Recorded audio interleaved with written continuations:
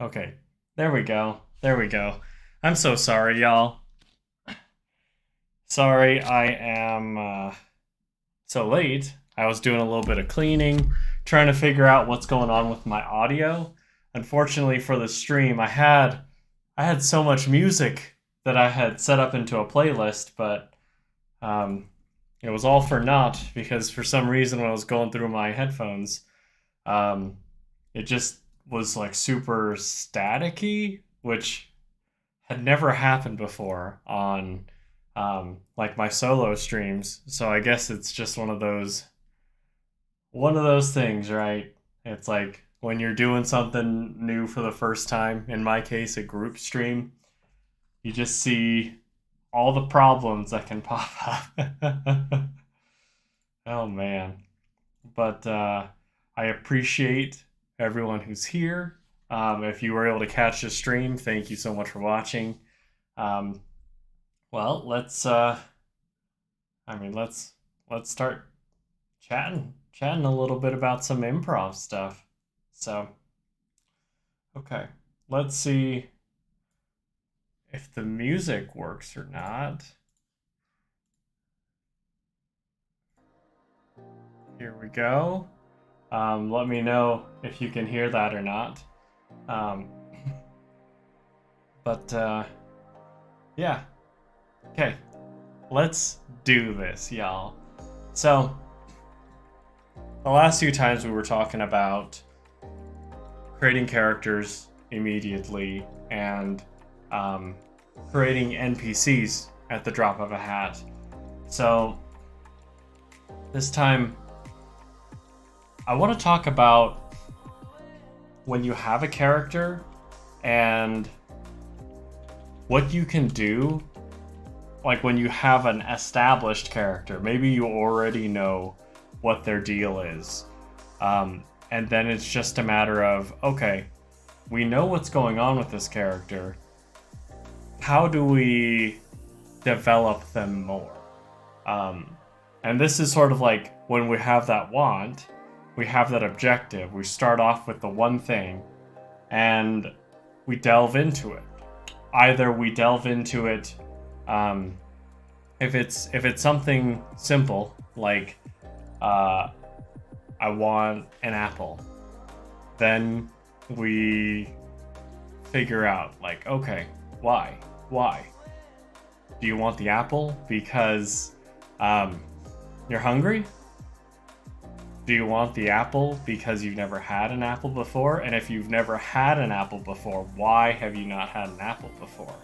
Is it because in this world, apples are expensive and you've never been able to afford it? Or is it that where your character lives, apples are rare to the point of being expensive? Or maybe not even a matter of being expensive, not being accessible at all. Whichever one you choose. Like let's take the one where it's not accessible. If it's not accessible, then we can figure out like, okay, if this character wants an apple because apples aren't accessible here, then how about traveling in general?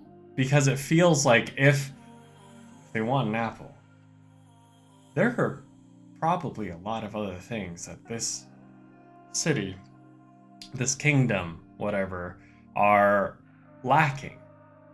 And so then we can go off of that. And maybe the character has a bit of wanderlust of like, I know my town, I know my village, I know what I can find here, and I just want to branch out. I want to see everything that I wasn't able to see before.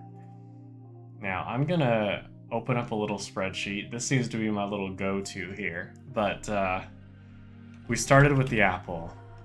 Why want? And the reason we chose was rare. Why rare?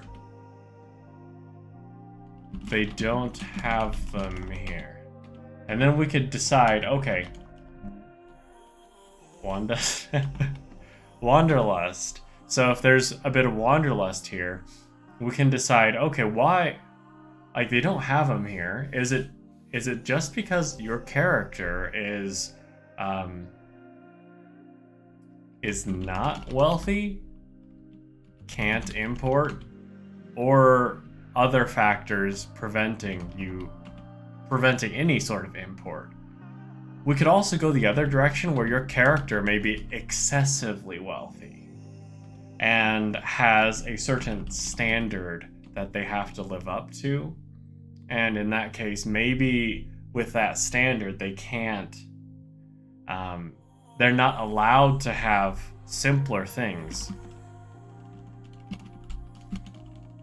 And if you're not allowed to have the simpler things, then of course that may be what you crave. But like, we can go down this route and say, okay, what if your character is a prince? Prince expected to carry himself in a certain way.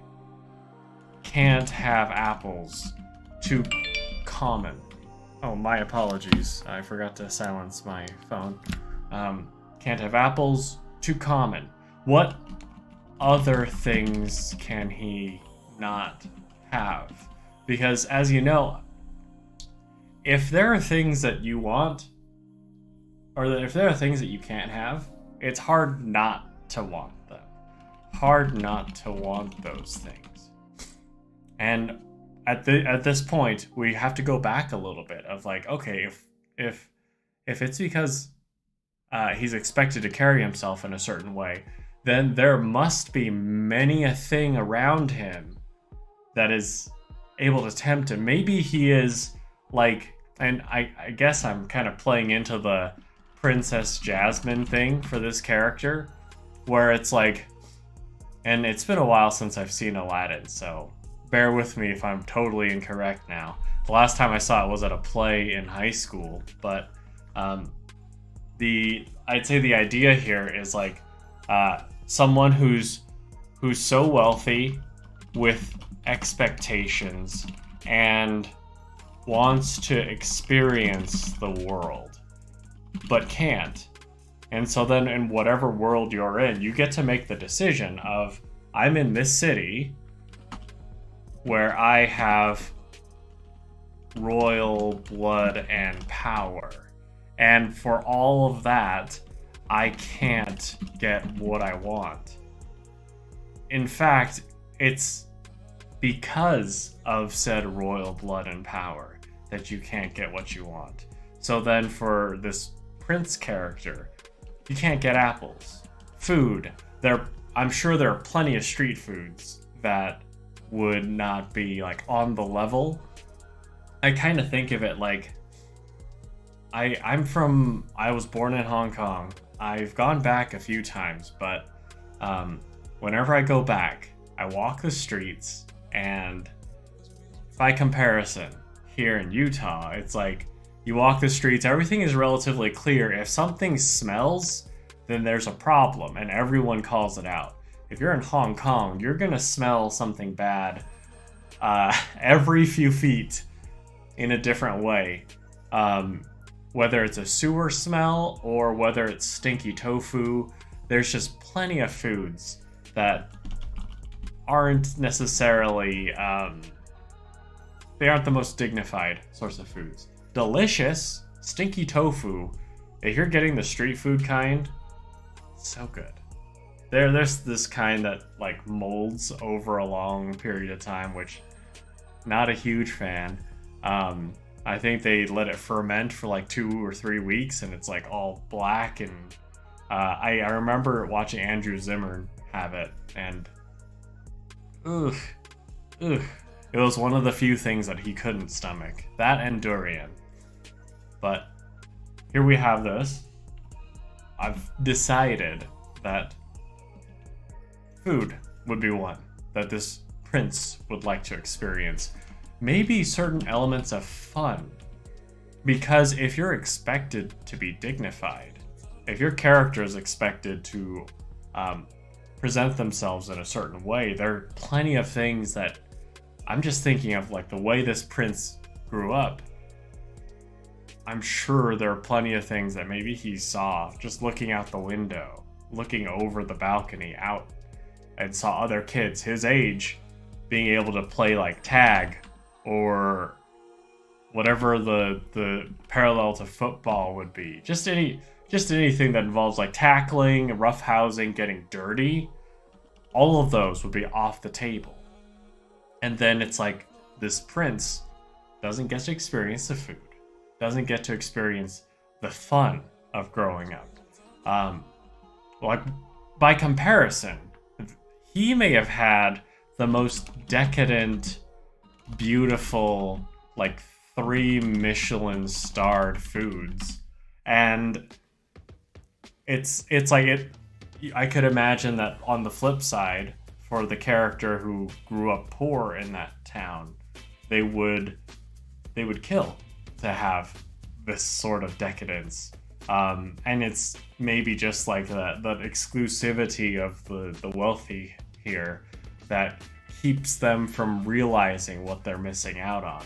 But they get, like, this prince got to experience this, but it wasn't necessarily by choice, right?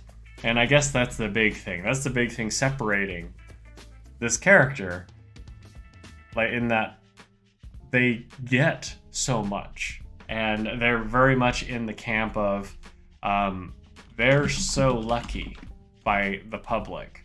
But the problem is that they're so lucky, but they don't get to choose what they get to experience. It's like they're forced to experience this. As far as fun stuff goes, they likely have plenty of other activities. Like, I can imagine, in comparison, instead of it being football, they could be playing like the that world's equivalent of golf or something, or skiing / snowboarding. I mean, I get it's probably not as expensive as I think it is, but I've never done these things. And so when I think about them as like, oh, I have to buy so much equipment. I have to pay to do it too. You need a pass. You need the equipment. You need to like carve out a pretty hefty chunk of time. Whereas if I like went to the park, I could play football with some friends or play basketball. If I had a ball, it's like $12. So you could very easily like develop this character where you have this tension, and in your game, whether you're doing improv or playing D&D or another TTRPG, having this delineation, having this tension, you could easily play off of another character, because you've got this wealthy character forced to do one path, essentially carry on the lineage and status, and then other characters, unless everyone has decided to be royalty, then we might have some issues with my line of thinking right now. But you could very easily have this character start adventuring because they want that freedom. Maybe they run away for this freedom, and they do so, and then they meet someone who is living the freedom. Oh, I cannot spell, or I cannot type. So Prince character, and then character 2, who's living the freedom, who maybe grew up on the streets, has decided to adventure. Maybe in this case, we could create like really opposite ends of the spectrum here, where this character has to adventure to live. Maybe this is how they make their money. This is what they've had to do to be able to afford the foods such as apples or like stinky tofu that that the prince wishes he could have. And then we have a great character dynamic where these two characters can butt heads of like, okay, we're working together here, but when we're not so focused on that one moment, that one... Oh yeah, absolutely. Hey Anduin. Hello, hey y'all. Right now, I am working on, I'm talking about fleshing out characters. I've essentially established a prince character who, very Princess Jasmine, who is very wealthy, has been forced down the path, and so I started with the want of I want an apple, and then I went down the tree of pardon the pun, of why do they want the apple, and decided, oh, it's because for this character they are wealthy, they could just buy it, but because it's looked upon for this family as like a lesser food, a cheaper food, they're not allowed to have it. Oh yeah, and if you guys have any questions, feel free to ask. I'll be keeping an eye on the chat, and right now I'm trying to establish, like, when we have this character who's been imprisoned by wealth, who gets to interact with this other character who has all the freedom that first character had, but rather has their own prison of they have to adventure in order to afford the bare minimum of things that the prince wishes they could have. And so you get to have this little bit of tension of I mean, you have this character who hasn't experienced the opulence of the prince, and we can see like the two of them looking at each other like, you're crazy, and fighting against each other. Like when you're not in the heat of the moment, when you're not battling like some great monster to save someone on the adventure, we could have these two characters have this tension in the downtime of maybe the prince will very happily eat the apple or the stinky tofu and be excited to do so, while the other character is like, why are you this is weird, what's up with this? And then the prince could very snoodily say, oh, I don't get to have these things. And then it's like, who has it worse? I mean, if we were to look at it societally, we could easily say that maybe the prince has it better because of having the wealth, having the status, not having to do anything, to have all this, to be born into it. But then it's of course the fact that he's forced into this and doesn't get the freedom, whereas the other person has the freedom to do all these things but is limited by maybe their societal financial background. And so then with these two characters, we can have them butt heads, build some tension. But it all started with just the one basic want. But as far as like fully fleshing out another character, you could start from the macro and work your way in too. Like, for example, exactly, you got it. So it's like you have so many wonderful opportunities for roleplay if you're able to flesh out these elements of each character.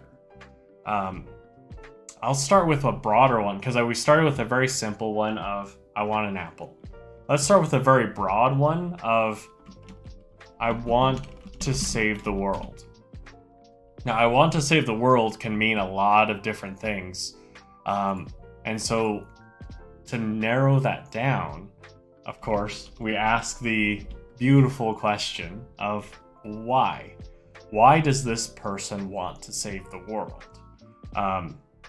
Because you could go super Mother Teresa, very good, fluffy. Like, I want to save the world because it deserves saving. But even if you do that, you still need to ask why. Why does it deserve saving? Because you could get into an argument here of, okay, what elements of the world are good to warrant this, and what elements are not? But I believe I went down this path in an earlier stream, so I'm going to go down the juicy evil path now. Because you can have, of course, I want to save the world, and have it go down something like a chaotic evil or a lawful evil in some way. So if y'all have any desire down which evil path you'd like me to go down, let me know. Right now, I'm leaning towards the alignment of, well, let's start with lawful evil. It seems like an easier step. It's like the idea of tradition, loyalty, order, where you take what you want within the limits of your code without regard for whom it hurts. Oh yeah, there's so many ways to be evil. So in this case, and this is a way that,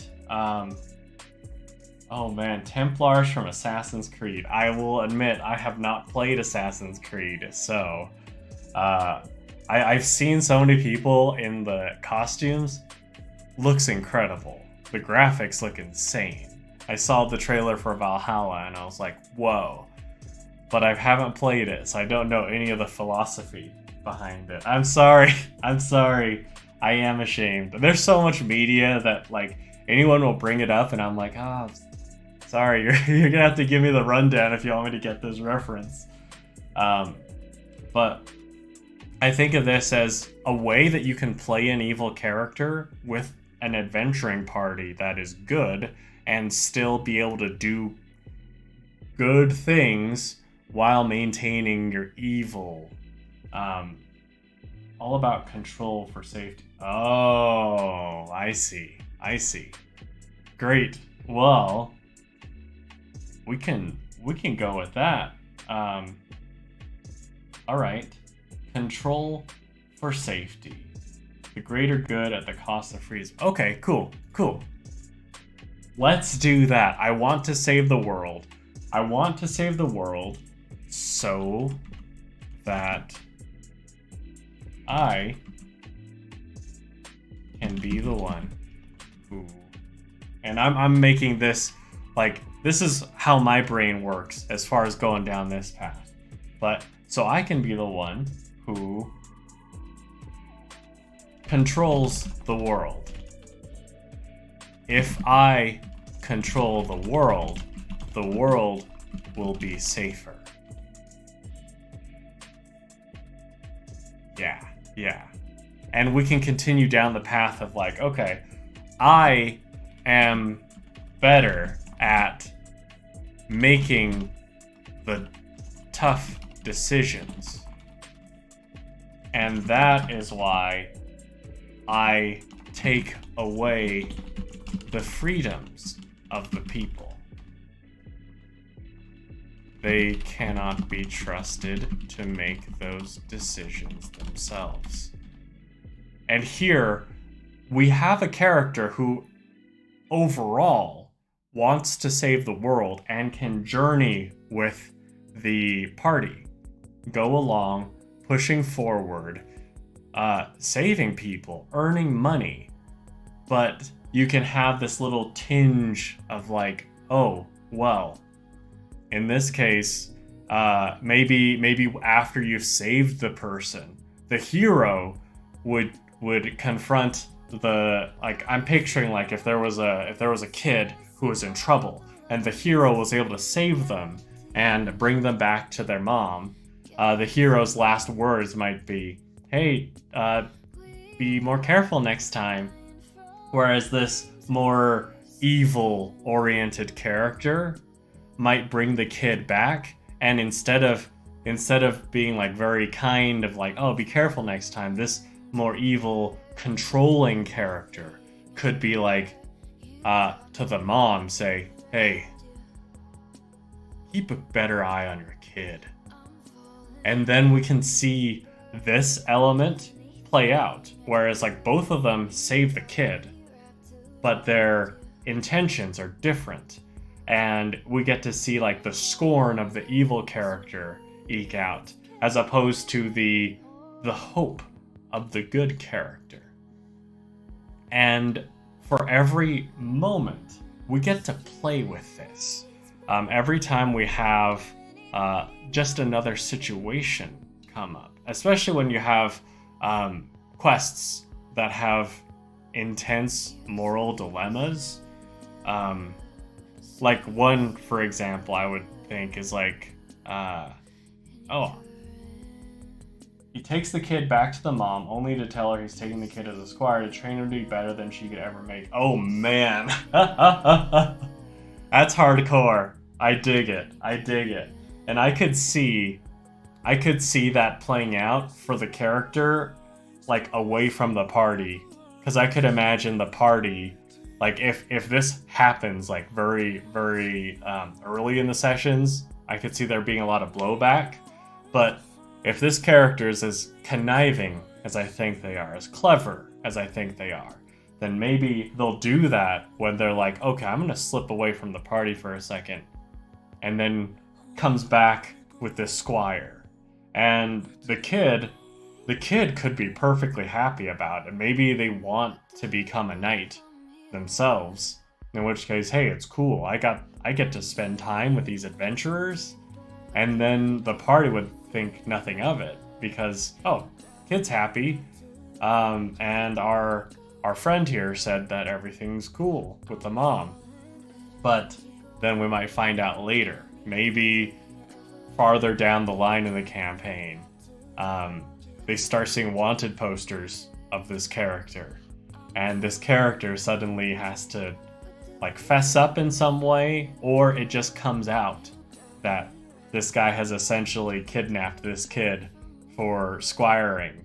And I mean, the players get to deal with that, which is so fun. Of course, like as far as all these are concerned, as always, make sure lines.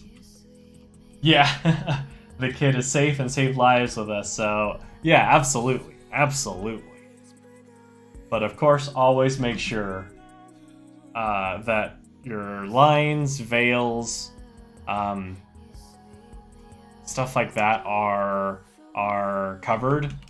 Just because, I mean, I'm sure, like, when it comes to playing evil characters, a lot of times, I've seen plenty of horror stories where the evil character goes overboard. It's like they want to do crazy evil for the sake of doing it, and that can make your other players uncomfortable. So I say all of this, of course, with the caveat of make sure that everyone around you, that we're all playing considerately with each other. So we're not introducing elements that suddenly make the game uncomfortable for each other. So, of course, as always, communication paramount. But this is another thing, another way of continuing to develop our characters so that we can roleplay better. We can make decisions and make potentially enormous mistakes that that our party will have to deal with in the future. Okay. Now, as far as these, we've talked a little bit about fleshing out characters. Another way we can talk about it is through typical, like, what people want. because as adventurers, oftentimes we have like the one goal, whether it be making money through questing, or saving the world through questing, or gaining enough notoriety through questing. We have that pushes us on the path to continue along in the adventure. But other ways you can flesh out your character is to branch off from the major objective. I think of the major objective as like the tree. So the tree, we're always going to come back to the tree. If you want to save the world so that you can control it, then that is your tree. And you'll always be coming back to it unless there's enough of a compelling argument to make you shift completely. And that can happen. That easily can happen as long as we're paying attention. But, of course, every person has other wants. And those other wants are ways that you can flesh out your character in the campaign, where like maybe on the road to saving the world for power and control, maybe your character will encounter someone they like. We can talk about romance, not that they have to, but just thinking about people in general. There are lots of things that people want, and we can delve into any of these and suddenly have big character developing moments. Like, for example, for this character who's so determined to save the world, to gain control, to help the world in the way that they see fit. They could meet someone who flips their worldview completely. Maybe they fall in love. And then that's an element where this could be the thing that shifts them from the tree, or it could be the thing that solidifies the tree. And that just depends on how that scene plays out. But I'm getting a little bit ahead of myself. I'd say that as far as the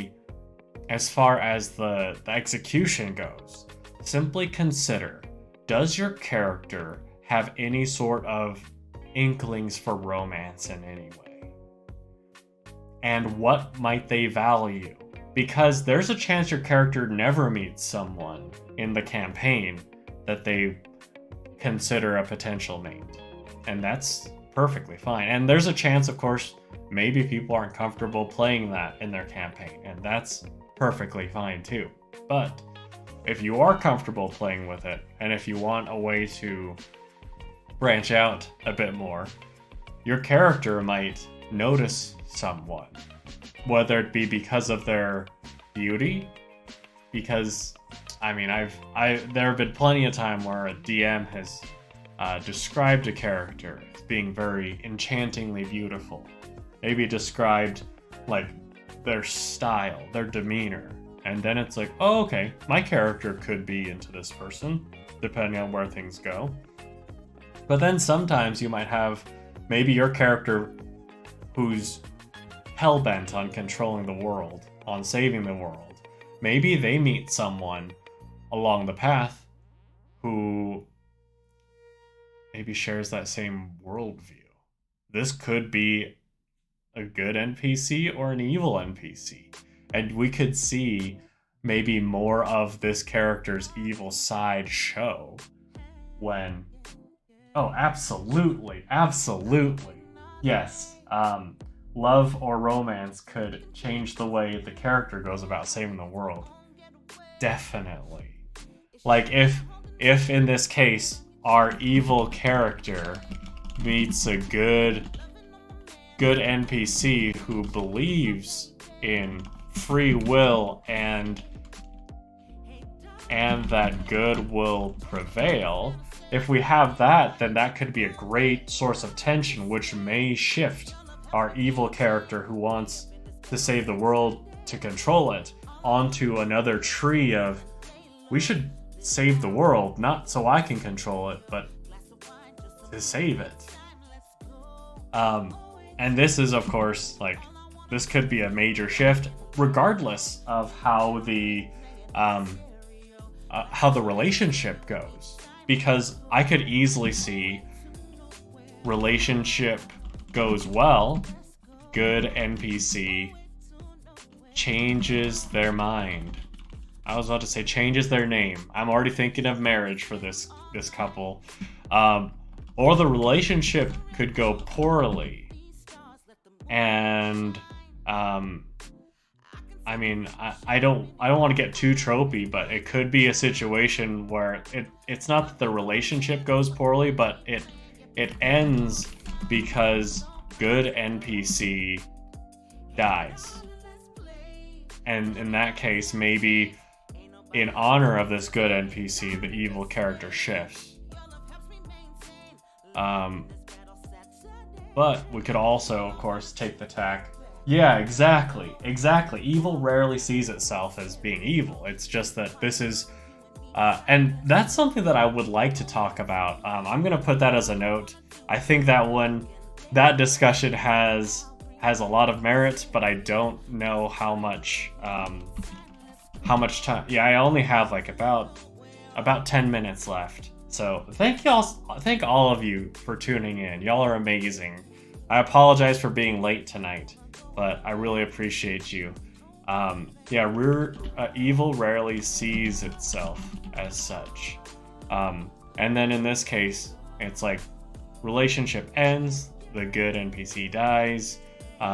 It's a little tropey, but maybe that is their way, like they'll shift as their way of honoring this person who maybe made them see the differences in viewpoints. But we could also see tear shed for the death of the NPC. I'll also say that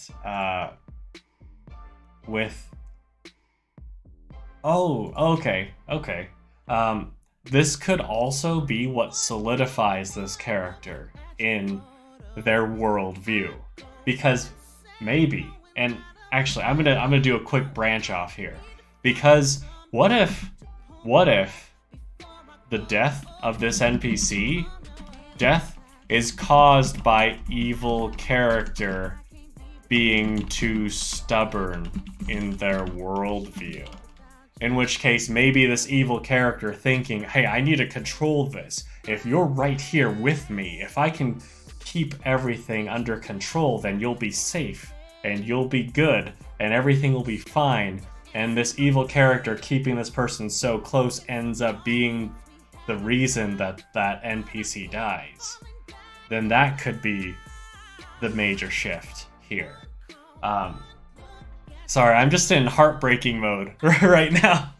But on the flip side, we could have a solidification of this evil path, where maybe the relationship ends. It could very easily end for the same reason, where death caused, but not by evil character in their way, but by good character being stubborn for their worldview. In which case, we could easily see this character originally being willing to waver, maybe seeing the light of what this good NPC is saying, of like, hey, people deserve free will, people deserve to be able to do what they want and live with the consequences. And then, as they're wavering, this good NPC meets a tragic end. And then the evil character is suddenly thinking, crap, if they only listened to me, if I only exerted my control, then maybe they would still be alive. Then suddenly we have the recipe for this character who has become much more determined in their viewpoint, in their point of view, in their perspective, that suddenly maybe they will never shift from this tree. Maybe they wavered a little bit and now the roots are too deep because of this relationship. Oh snap! I have never played The Last of Us 2, but I'll have to check that out. Thank you so much for tuning in, Lindsay. I really appreciate it. And this is just one area. Like we could easily find friendships. If we want to flesh out a character and find more ways that they can show their personality and change, then as you encounter NPCs, maybe there's one that stands out to your character for being either very similar or so completely different and yet still agreeable. I'm picturing like maybe a situation where there's an NPC that wants to help, even to the chagrin of the evil character. And in this case, maybe the other characters are like, this is a good person. We want them around. We want their help. And then the evil character could very easily play up like the fact that, hey, this person, I don't like this person. I don't want to spend time with this person. While the NPC continues to be like super helpful and maybe is even maybe even plays a role in saving the evil character's life in a battle. In which case the evil character has to struggle more. And that's what I want. At the end of the day, when I think about characters, I think about their struggle. I think, yes, everyone's here. Yeah, but I think about characters as far as like, they have their quests, they have what they want to do, and what makes them achieving their objectives so much sweeter is the struggle. Where on the way, this evil character trying to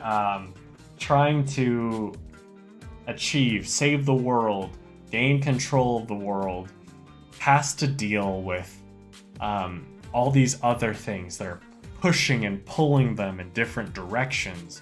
So then all of a sudden they might end up saving the world, they might seize power and take control, and then think about all the people that they've met along the way, all the friends they've made, and suddenly they might take a step back from that. They might decide, hey, maybe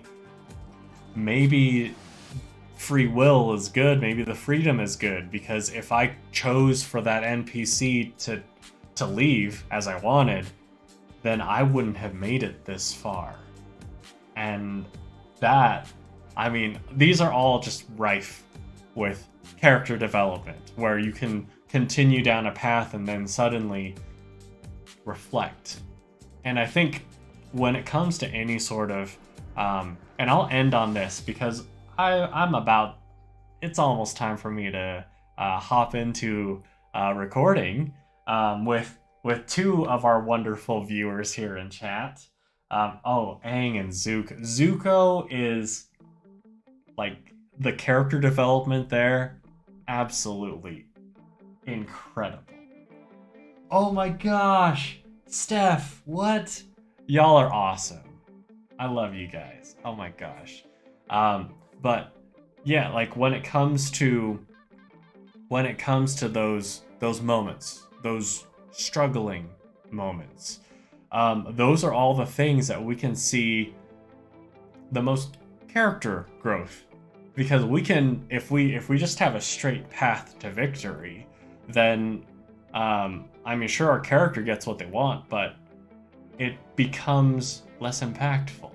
I think of it in terms of any sort of movie or story, where, like, usually what we want to see is drama. We want to see things that seem like it seems bleak. It seems like maybe the hero won't make it out. The hero won't win.